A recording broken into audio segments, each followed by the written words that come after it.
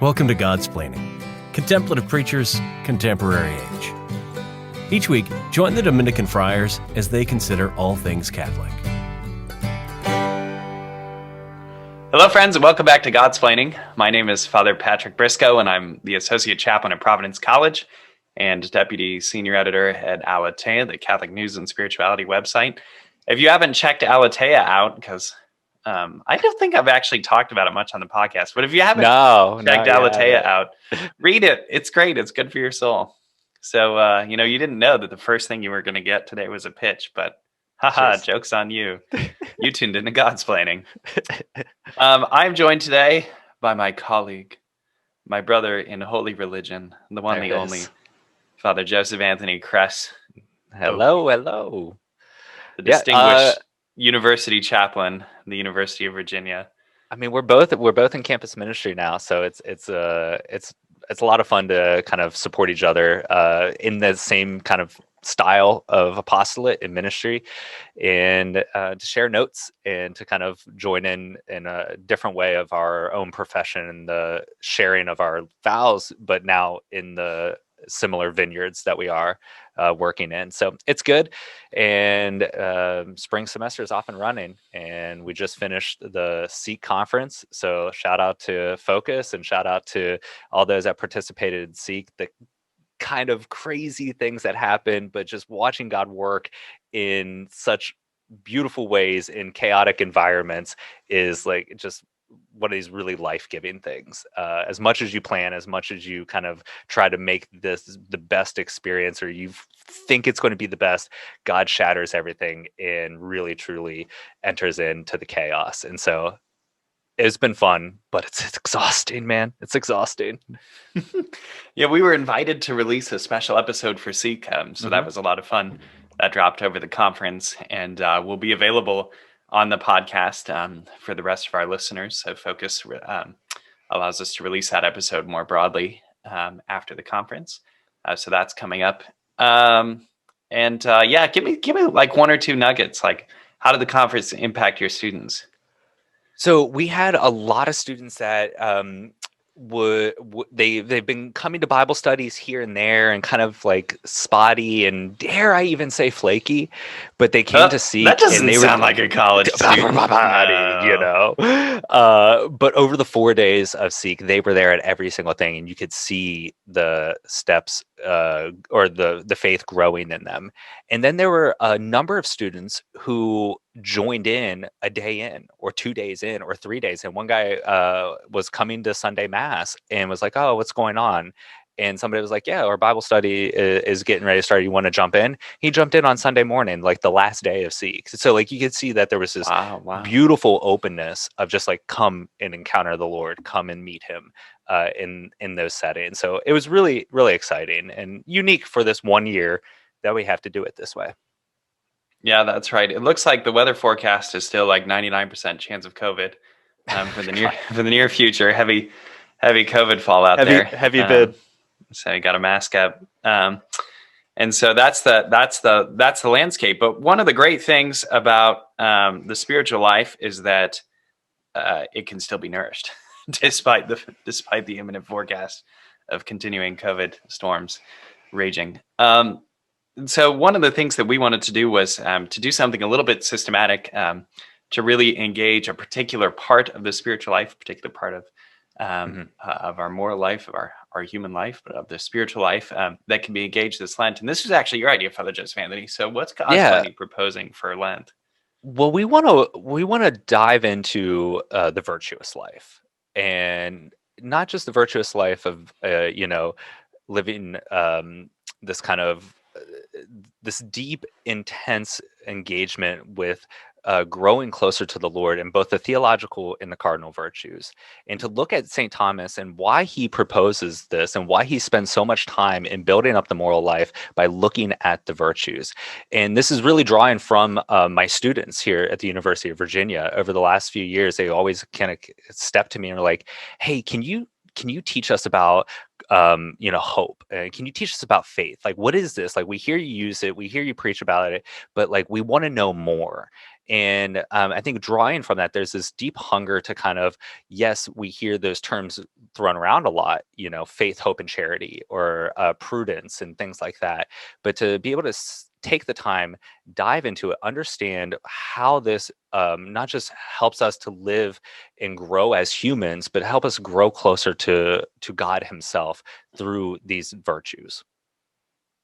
Yeah, so our claim again, just to re-echo a little bit about what Father Joseph Anthony was saying, is that human beings are a particular kind of thing, and we think virtues are perfective powers of the kind of thing that a human being is, right? And so the virtues satisfy our natural and even supernatural desire for happiness, and for that reason, they call us forth and reveal to us the fullness of life and complement in the sense of fulfill and give greater meaning to the shape of our life. So we want to dive into the virtues to take them seriously and show how they enrich us. And so with that in mind, we want to start, as St. Thomas Aquinas does, with the virtue of faith.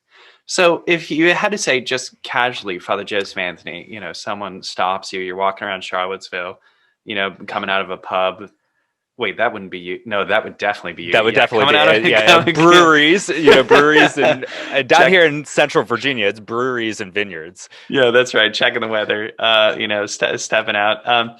And so you're there, and this person passes you by and says, "Well, you some kind of monk thing," and you say, "Yes, I'm a Dominican priest," and you explain like the friars movement and give them the whole rich history of our order, and they're so in awe and impressed with you, and they say like, "Well, that means you're a religious person." And you say yes, and then they say, "Okay, what is faith?" What do you say? What's your like? You see that, and you're like, you're a man of faith. So what does that mean? And I think by faith it's a man who has given his intellect and will over to God. He's ascended and given his assent to God as God reveals himself. And I think that's the really important thing here, is that God makes the first movement. God reveals himself to us. And our response to that revelation is to assent to who he reveals himself to be. And so we give our intellect and our will to God, and that action is what we call faith. Is to live by faith, is to to give ourselves to God, both in intellect and will. And so we'll dive into more about like what that looks like and how that is. But I think that's the first thing to understand, is it's our response to God revealing himself to us. So our listeners will all be very happy to know that Father Joseph Anthony is not a heretic. This is not his own idea. What he is offering you is the basic proposal of the Catholic Church, as expressed by the Catechism, more or less, right, Father? I mean, that's straight out of the Catechism. I think in the 140s, somewhere in that section, dealing with the Creed. Nice, excellent. So faith is kind of personal adherence to God, as Father Joseph Anthony is saying, is importantly a response to God, who has sought us and who has begun to tell us about himself. And I think this is something we're thinking about for those of us, especially who maybe are cradle Catholics, who didn't come to discover the faith in a richer way on our own as adults. People who are converts have often a very rich account of what it was like to discover the faith. But for those of us who are cradle Catholics, the faith was passed down to us, handed on by our parents. It's the greatest and richest gift they have to give us. But sometimes we forget that faith is fundamentally a revelation of God speaking to us. That faith has to have this deep and rich and personal dimension. And like any other relationship, if we're thinking of faith in relational terms, it has to be nourished. So that's one of the themes that we're gonna talk through about this episode, recognizing that faith is this deeply personal adherence of a person to God, and that it's a response to God. God first proposes what is to be believed, and out of love we respond to him, and that's the core of what faith is. Okay, so let's step a little bit more technically into St. Thomas Aquinas. So Father Joseph Anthony and I've just kind of been freewheeling a little bit about faith here. And so we want to say a little bit from St. Thomas, because he provides some technical language that's worth our thinking of.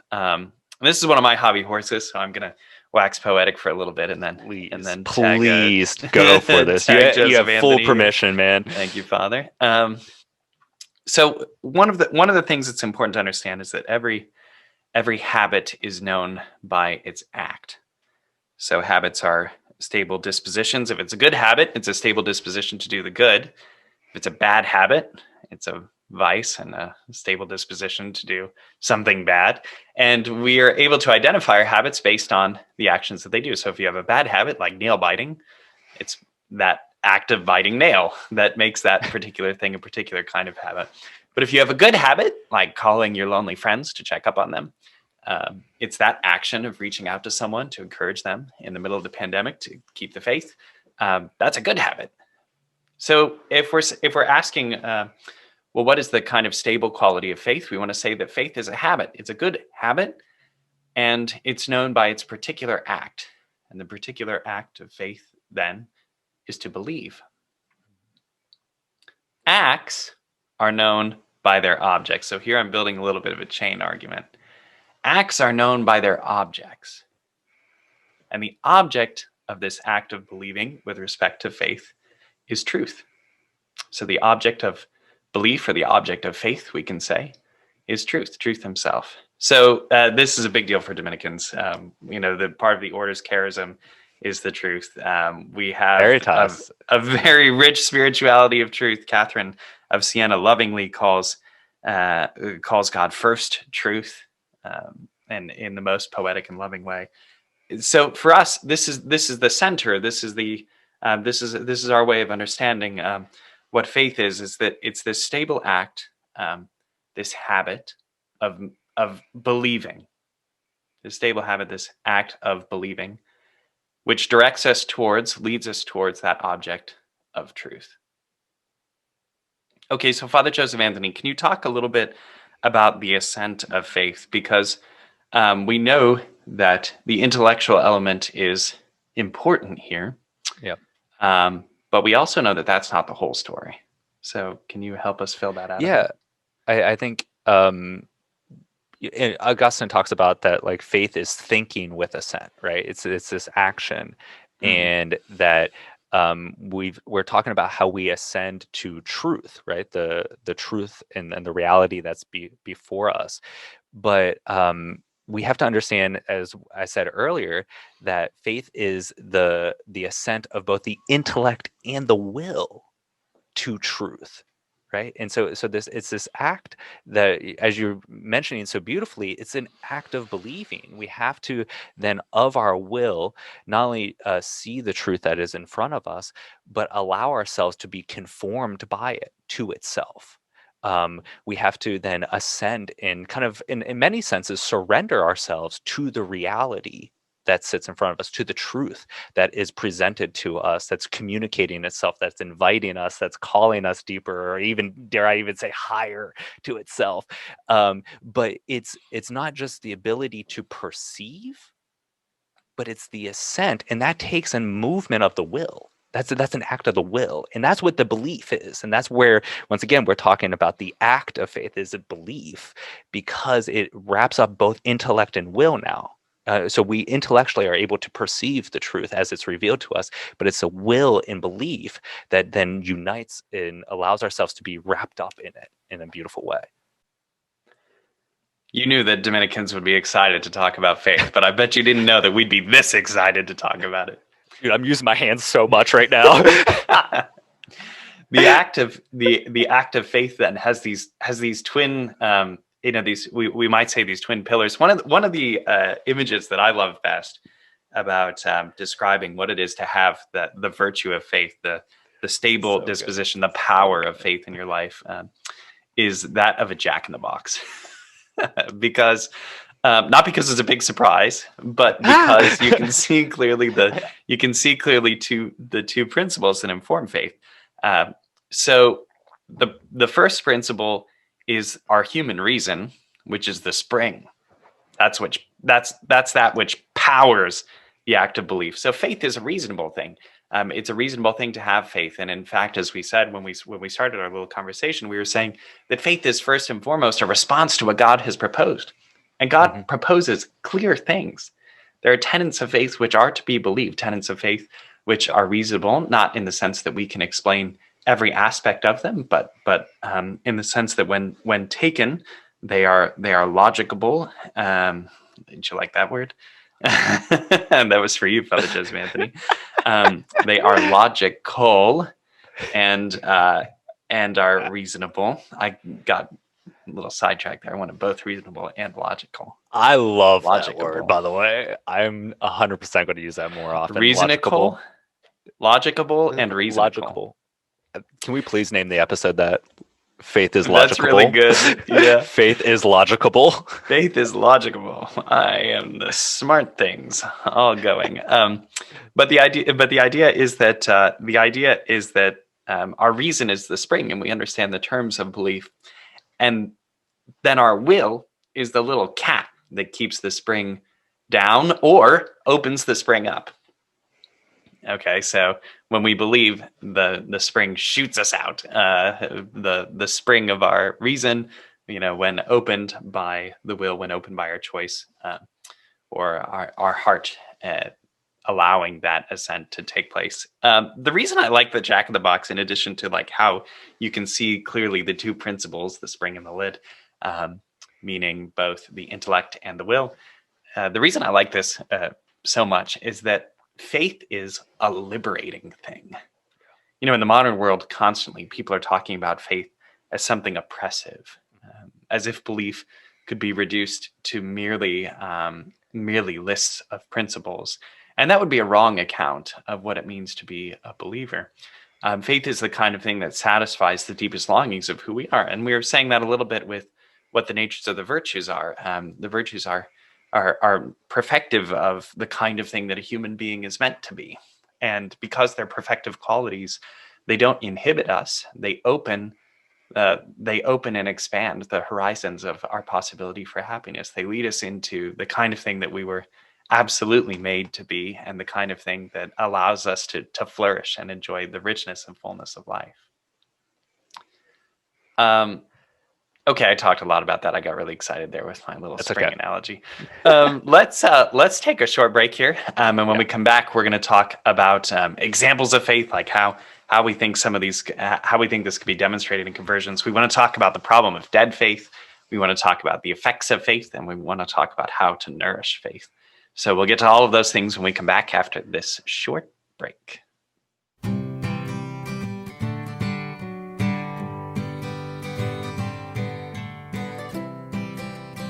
This is Godsplaining. Get up to date on all our latest episodes at opeast.org/Godsplaining. Welcome back to Godsplaining. We've got a lot up on the rest of this episode about faith. And one of the first things that I want to talk about is what is this theory of faith? We've been talking about faith very theoretically. As St. Paul says, faith is the assurance of things hoped for, the conviction of things not seen. We talked about how faith involves this kind of twofold ascent of intellect and will, of the heart and the mind, together in this one glorious act. What does that look like in someone's life? Father Joseph Anthony, do you have a great example of a conversion to offer? I think when we talk about the faith life and what it looks like, is we have to look at those who, as you were saying, they've opened their life and they have this kind of depth and the fullness, and that's where conversions come into play. And when we see somebody who has encountered the first truth, as we've talked about, as it's revealed to themselves, it has this impact on their life that it gives them, dare we even say, a new optic through which they see the rest of their life. And it gives them actually a new fervor to their life. This is the life of the saints who are full of faith. And I sometimes struggle to find a better example of the conversion of faith than St. Augustine himself. When he really heard God pursuing him, God reaching out to him. And I was thinking, like, okay, I'm sure there's more contemporary example that has kind of more vivid imagery and recent, but you can always go back to St. Augustine and see that the conversion of this encounter with the first truth, and then the ascent of his intellect and will to that truth, gave him this new life, gave him this strength, gave him this kind of motivation and fervor through which to pursue the rest of his life. And it was a total ascent, and he held nothing back. And it gave him wisdom through which he could lead other men. I think we often forget that, Augustine was a bishop and he led a diocese. He wasn't, he was one who was engaged in the needs and sufferings of his people, but led them with this fatherly love. So when we come to talking about the impact that faith has and the examples of it, I'm struggle to find a better example than just Saint Augustine himself. Yeah, absolutely. No, very beautiful. One that I would propose is the story of Jacques Fesch, who, if you don't know who this man is, just very incredible. Lived in the middle of the 20th century in France, and was convicted for murdering a police officer. A heinous crime that feels that feels very, very relevant to us, and relevant. Wow, I'm just having the speech issues today. That's all right. It's Monday, Ben. It's Monday. So, uh, anyway, Fesch had this beautiful conversion while in prison. Part of his experience of faith was his lawyer, who was very devout Catholic, and that was shared. But Fesch talks about one night being just overcome by God, and he talks about a kind of pressure of God falling upon him.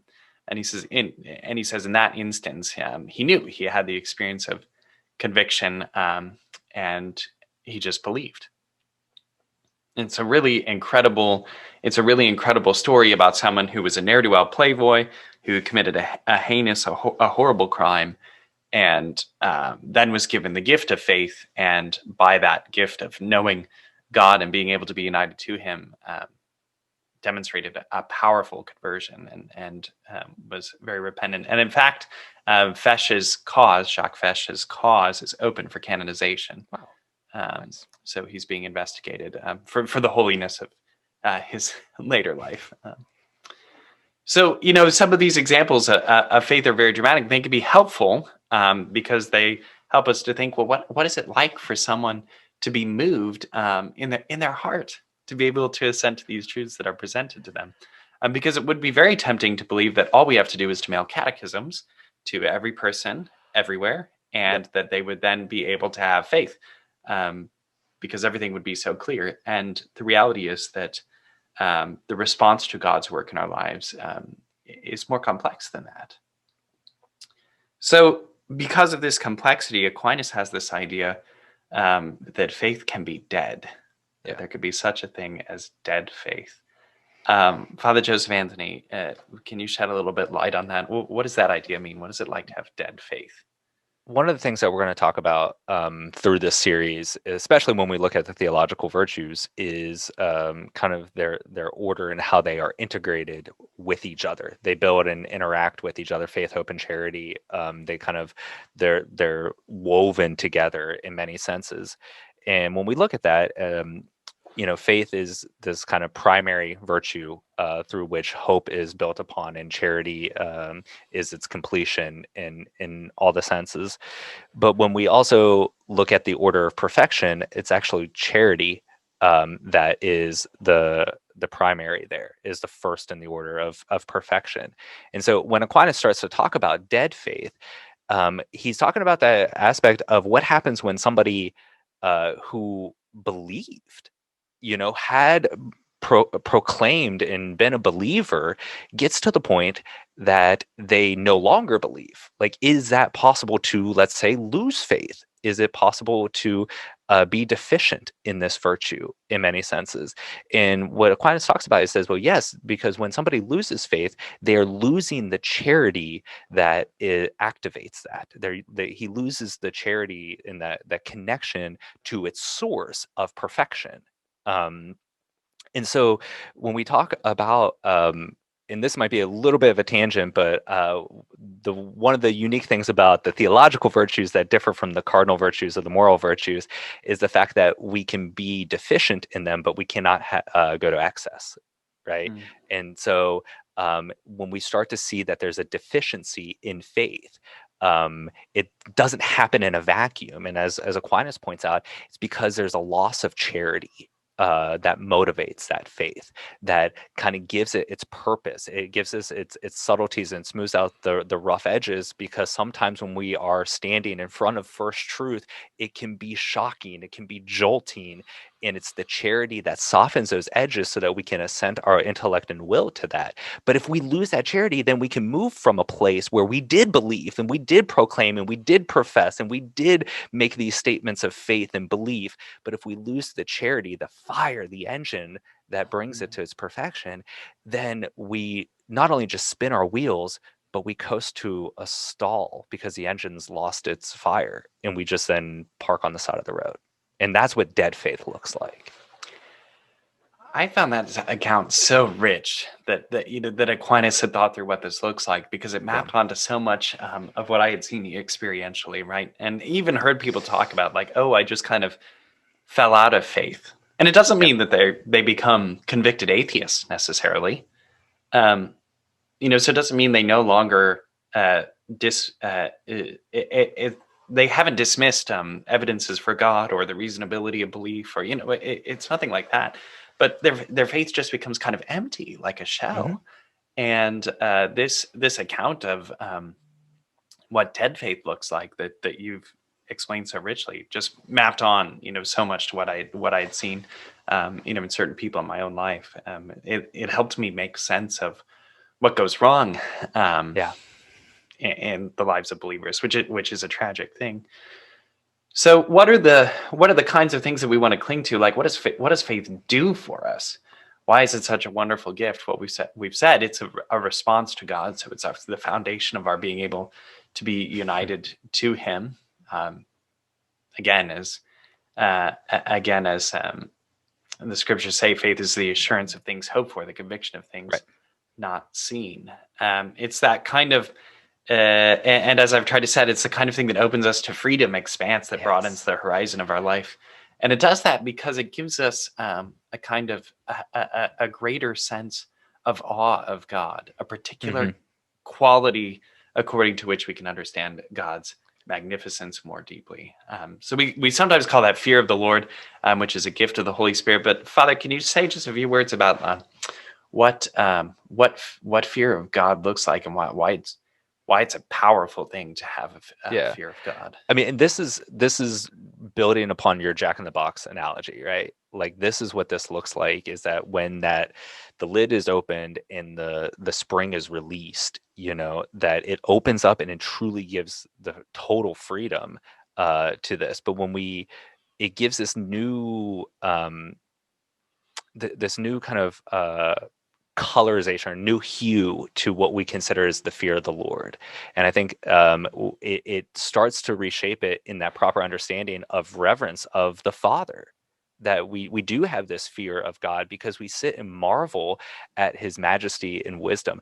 I remember as a kid, I would help my father in the garage. We were a big car family, and I would love to just hang out in the garage with my dad as he washed the cars.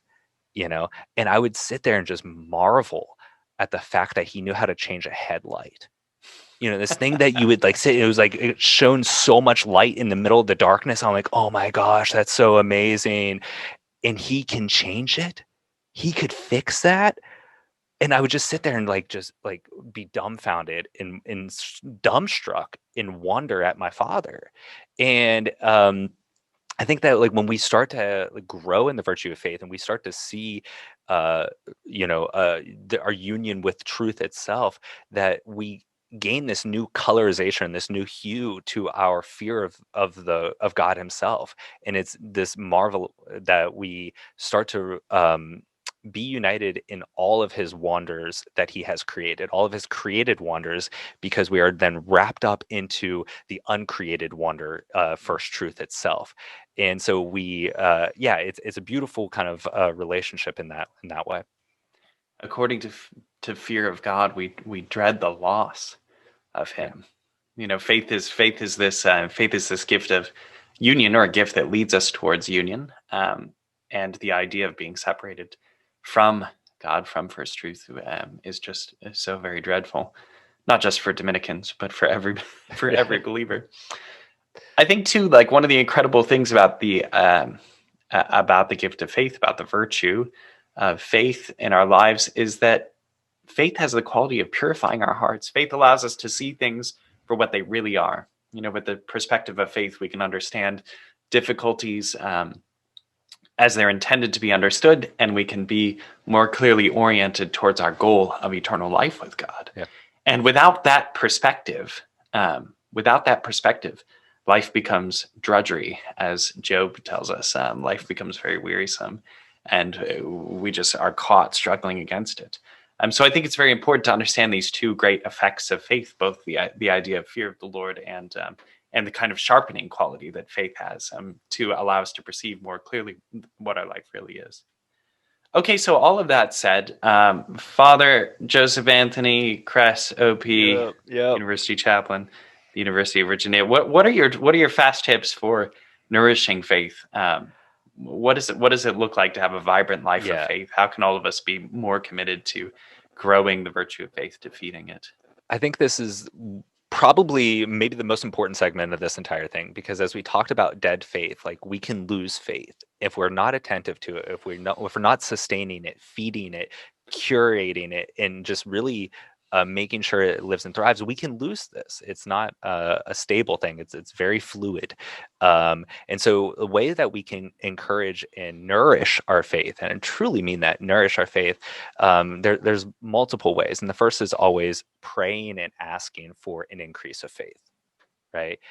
We first receive the gift of faith at baptism, and it's not something that we can attain ourselves, but it is a gift that we receive. Just as God approaches us first in revealing himself to us, to ask him for the ability to believe what he reveals to us. Like, that's our first thing, is prayer, making acts of faith and asking the Lord to increase our faith on a daily basis is 100% the first step. And then the second, I think, is intellectual engagement with God's revelation. Yay, Dominicans. It's what we do. Do the mind stuff. Yeah.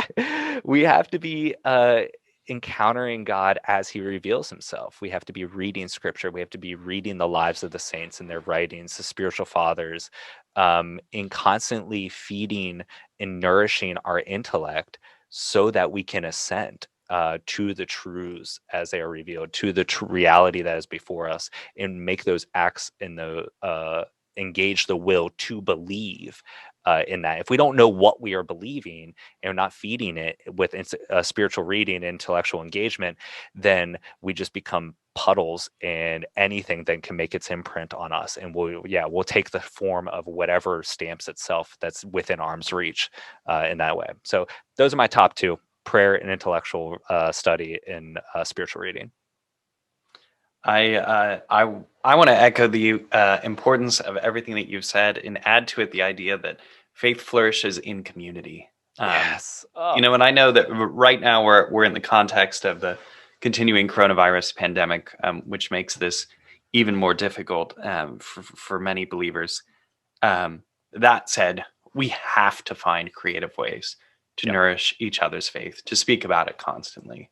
Mm-hmm. If that means for you, you start a little group and you discuss a podcast. I know this great one called Godsplaining.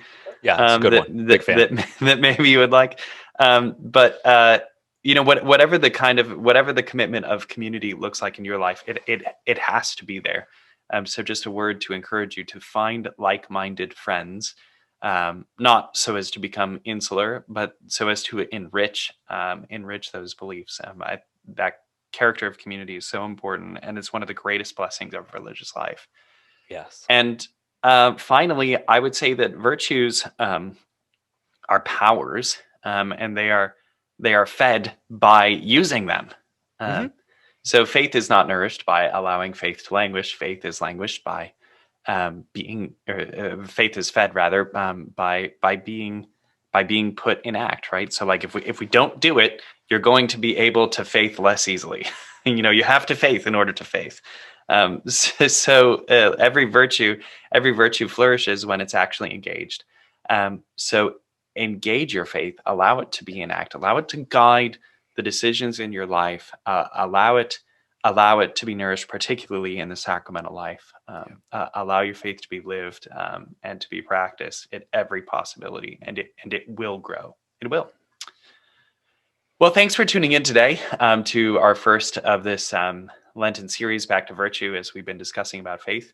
A couple of cool things are coming out on the podcast here. So one of our big announcements, and I'm very excited to share with you, is that we're getting ready to release our merch. So you all have asked for it. We have heard you. We hired a talented artist. We have things that will be worth owning, but we have a beautiful collection of stickers and T-shirts that we're beginning to release with some of our key ideas. They're really great things. You can show your Godsplaining pride. Swag store everywhere. is there. So we're really excited about that. We worked pretty hard and had a lot of really talented contributors to the project of getting our merch out. So we wanted to share that with you. So maybe in the next week or so that will be live. So keep your eyes open on our socials for more announcements about our store. And then the other announcement that I wanted to make, or other thing that I just wanted to share and encourage you, is to keep your eyes on our guests. We've had some great guests, and we hope you have enjoyed their episodes, and we're looking forward to more great guests. So check out those guest-splaining episodes. Thank you all for liking and sharing us. We're grateful to those of you who support us on Patreon. You make it possible for us to continue to improve the show. Please know of our prayers for you, especially today, that this gift of faith, this great virtue which animates Christian life, might flourish in your own lives. God bless.